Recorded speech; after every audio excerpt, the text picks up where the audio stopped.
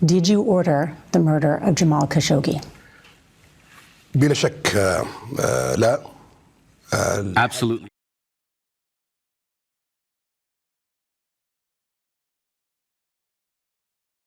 Recently سعودی crown prince MBS نے اپنے بھائی اور نیفیو کو پیلس میں بلانے کے کچھ وقت بعد پرنس محمد بن نائف پرنس احمد بن عبدالعزیز کو ڈیٹین کر دیا گیا. رشین انٹیلیجنس نے یہ رپورٹ کیا کہ انہوں نے اپنے بھائی نیفیو کو غداری کے عوض ڈیٹین کیا اور بھی کراؤن پرنس کو اریسٹ کر دیا.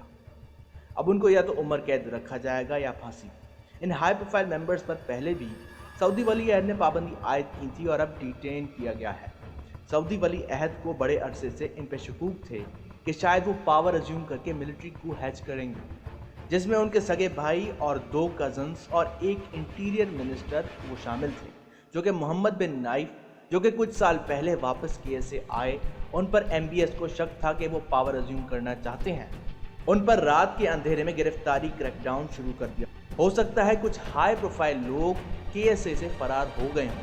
کچھ عرصہ پہلے شاید آپ کو یاد ہو کہ کراؤن پرنس محمد بن سلمان کے خلاف لوگوں نے ریاض میں الموت السعود کے نعرے لگائے. سعودی رپورٹ ایرانی انٹیلیجنس کو بیچنے کے بھی شکوک MBS کو ذہن نشین تھے.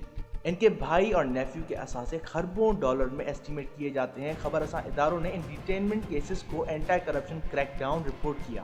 MBS کے بھائی اور ان کے نیفیو دونوں کراؤن پرنس کے تخت انتظار میں تھے. کل تک کراؤن پرنس جن کے ہاتھ چوم رہے تھے، آج امریکہ کے کہنے پہ انہیں اریسٹ کر دیا گیا. اب اس کا آفٹر میتھ یہ ہوا کہ سٹاکس 7.5% سے بھی زیادہ ڈراپ ہوئے ہیں، جو کہ 2008 کے مارکیٹ کریش سے بھی بدتر تھا، جو کہ کووڈ کے انکشاف پر بھی اتنے لو پوائنٹس نہیں ہوئے.